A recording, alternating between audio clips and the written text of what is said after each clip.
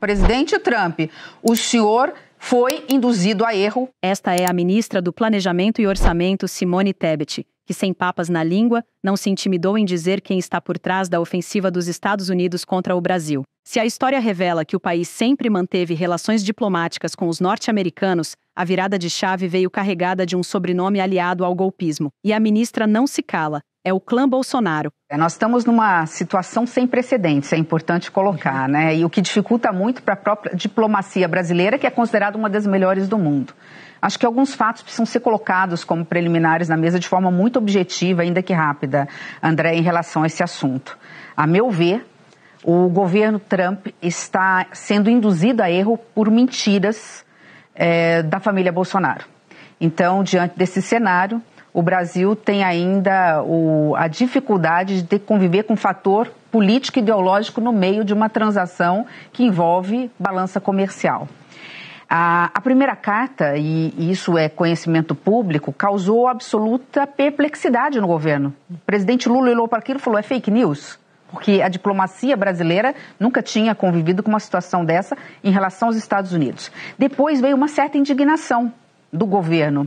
Mas como assim? O que está na carta não condiz com a realidade. O Brasil vive uma democracia, quem tentou o golpe foram eles. O Brasil tem a democracia forte onde as instituições funcionam, o poder judiciário é independente e o poder executivo não tem poder de decisão em cima de uma decisão judicial de um ministro do Supremo Tribunal Federal.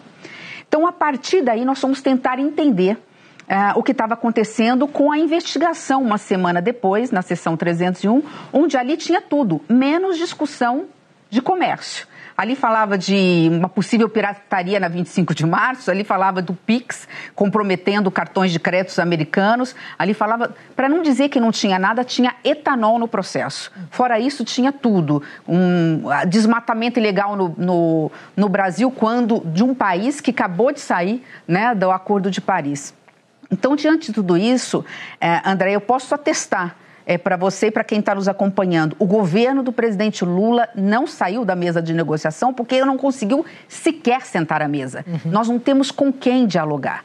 Então, nós temos hoje, infelizmente, a constatação de que nós vamos ter que esperar 1º de agosto, com tudo pronto, obviamente. Então, todas as medidas estão na mesa do presidente, algumas delas vão ser levadas adiante, outras não, a depender do seguinte, 1º de agosto, primeira pergunta, vai haver prorrogação como teve com a China? Segundo, eles mesmos vão diminuir a alíquota tarifária de alguns produtos que eles não produzem lá e que impacta a inflação na mesa do americano médio? Então, entre outras coisas, então, antes do dia 1º, a única coisa que temos que fazer, né, além da diplomacia, é nos prepararmos, como estamos nos preparando, para uma reação, não retaliação, é importante que se diga. É defender a soberania do Brasil e os interesses do povo brasileiro. Mas o imbróglio da taxação não para por aí. A extrema-direita tenta emplacar um discurso de que o Brasil se nega ao diálogo.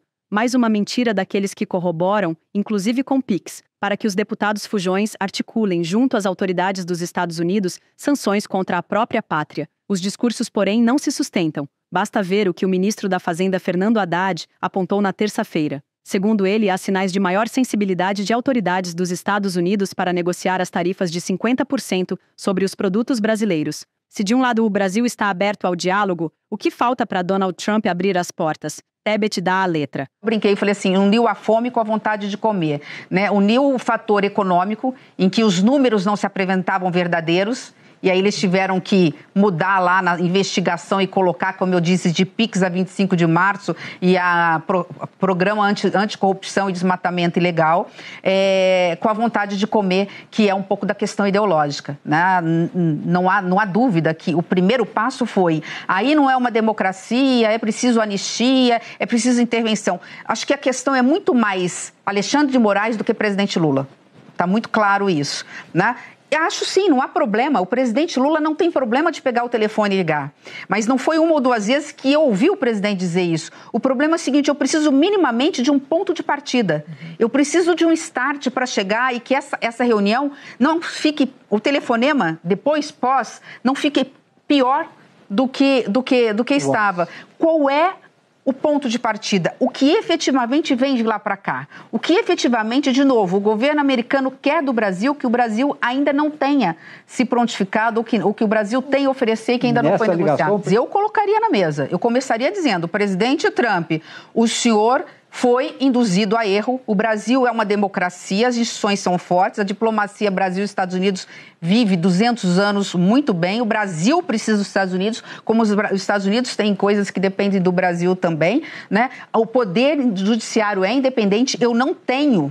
Porque aqui não é uma ditadura, eu não tenho a capacidade nem o poder de interferir numa decisão judicial. Acho que a política é feita de embates. Então, dizem que a verdade, né, a verdade ela sobe de escada e é a mentira de elevador. Então, se também não houver da nossa parte um esclarecimento nessa pauta política, fica só a narrativa de um dos lados.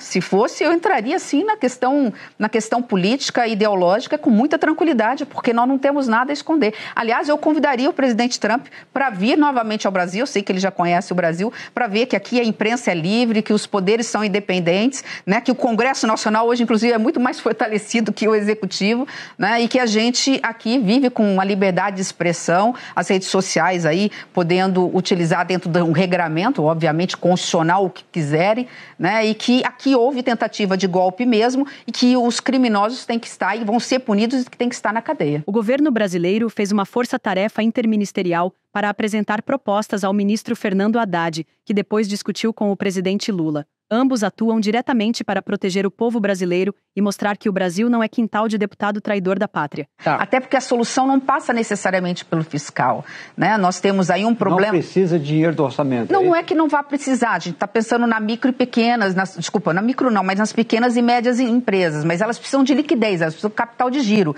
elas precisam conseguir alongar os prazos das suas dívidas, elas precisam de carência, elas precisam de juros mais baixos, não tem como não discutir isso. Isso envolve BNDES, isso pode envolver Banco Central, essa é uma discussão que tem que ser feita. Mas a gente tem outros mecanismos, se eu citar qualquer um, vão falar que isso aí foi escolhido pelo presidente, não tem nada escolhido.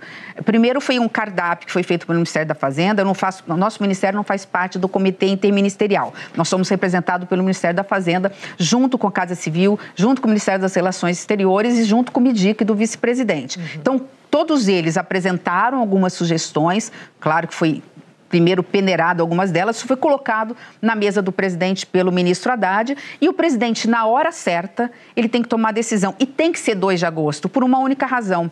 Acabou de sair uma informação agora do secretário de Estado do Comércio americano dizendo o seguinte, aquilo que nós, americanos, não produzimos pode ter até tarifa zero. Ora, entra o café? Ponto de interrogação. Entra a laranja, porque eles produzem um pouco, mas não tudo? Ponto de interrogação. Manga, abacaxi. As frutas tropicais entram? Ponto de interrogação. Da mesma forma, qual é o impacto inflacionário da tarifa de 50% de produtos brasileiros? Opa, eu não quero inflação alta nos Estados Unidos. Eu não posso perder meu eleitorado. Então, eu vou renegociar, por exemplo, em casos como o caso da Embraer. Então, nós estamos diante ainda do desconhecido, né? E não é que cafezinho e as vastas frutas tropicais brasileiras viraram motivo de preocupação? Ouça de novo. Aquilo que nós, americanos, não produzimos pode ter até tarifa zero. Ora, entra o café? Ponto de interrogação. Entra a laranja, porque eles produzem um pouco, mas não tudo? Ponto de interrogação. Manga, abacaxi. As frutas tropicais entram? Ponto de interrogação. Pois é.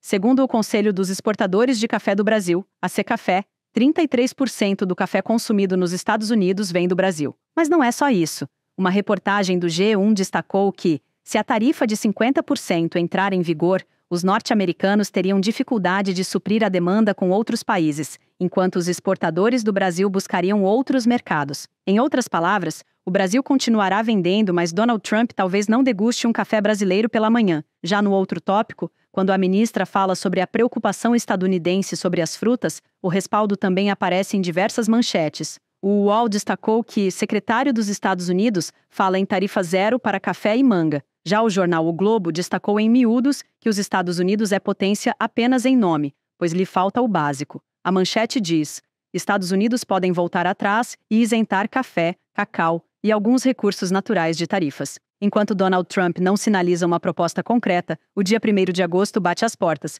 o que gera preocupação em diversos setores. Tebet ameniza e dispara. BRICS é a nossa solução. E significa nós estarmos pedindo constantemente, através do vice-presidente, através da diplomacia brasileira, através do ministro da Fazenda, quando a gente fala da equipe econômica, é o Haddad que fala por nós, tratativas com intermediários que hoje nos sinalizam. O presidente Trump não quer conversar com o Brasil ainda. Por uma estratégia que, no momento, eu até entendo. Qual é a primeira estratégia? O Brasil exporta 12% de tudo que exporta para os Estados Unidos, só que no mercado americano, quando vê a balança comercial dos Estados Unidos, as nossas exportações correspondem a apenas 2%. Então, ele primeiro negocia com a União Europeia, com a China, com o Japão, para depois negociar com o Brasil. Então, nós estamos nessa expectativa, mas estamos realmente muito bem calçados. Tem um dado que eu acho que é importante, sabe, Andréia? O Brasil precisa redescobrir o Brasil. Se fosse há 15 anos atrás, seria uma situação realmente caótica que nós estaríamos vivendo. Eu não quero aqui diminuir em nada o peso e a importância, a gravidade dos fatos. Mas a grande realidade é que o Brasil conseguiu diversificar sua matriz econômica e, mais do que isso, diversificar os seus parceiros.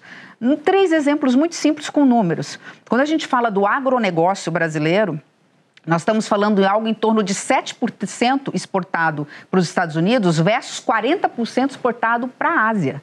Quando a gente fala da agroindústria, que já é mais elaborada, a carne toda embalada, celulose, etanol e tudo mais, esse número aumenta. Alguns falam que chega a quase 60% a exportação para a Ásia, Valdo, e algo em torno de 10%, 12%, 14%, depende por conta da carne, para os Estados Unidos.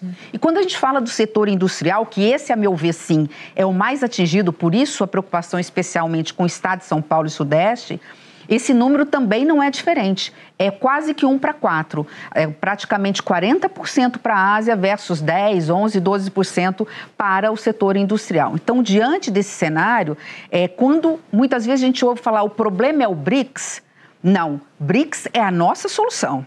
Hoje, quando a gente fala de comércio exterior, no caso do Brasil, é fundamental os países da Ásia, seja naquilo que nós vendemos, seja naquilo que nós compramos. Porque sem os fertilizantes da Rússia e da Ucrânia, o agronegócio brasileiro não consegue competitividade com os outros países. Para a ministra, o Brasil tem muito a oferecer em vários campos. Mas se Donald Trump quer jogar um jogo, ele precisa se alinhar às regras brasileiras sem fazer chantagem com anistia de golpistas. De anistia, de mesmo envolvendo PIX, e democracia, interferência no judiciário, porque isso nós não vamos abrir mão. São valores inegociáveis, democracia e soberania nacional. Então, essas questões não vão ser colocadas na mesa. Se forem colocadas na mesa, nós temos que pedir para tirar.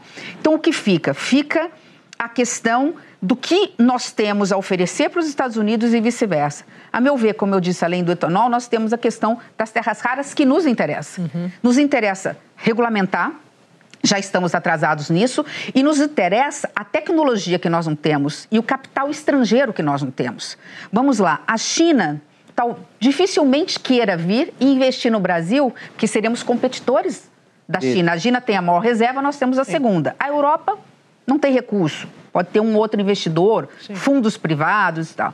Mas os Estados Unidos podem ter interesse. Ninguém está fechando a porta, mas de acordo com as nossas regras. Quando eu digo voto do embargo, né, que é o Golden Share, a gente tem o poder de dizer o seguinte, assim não, para essa empresa, por alguma questão ambiental, eu embargo, mas dentro de regras que possam estar colocando investidores estrangeiros com empresas nacionais, onde ambos possam ser beneficiados. Isso eu estou dizendo por mim, diante de um assunto que eu já penso há algum tempo, desde o mandato de senadora, e sei que o Congresso Nacional tem alguma coisa também, mas lembrando, né, minerar no Brasil requer que seja dentro das nossas regras, com sustentabilidade, preservando a floresta amazônica, né, e todas essas questões que não pode ser de lá para cá, quero 90% da riqueza e do lucro e vocês fiquem com 10%. Então são conversas. Resumo, a gente tem o que oferecer. Mas para isso é preciso abrir o canal do diálogo e a gente, infelizmente, está com as portas fechadas.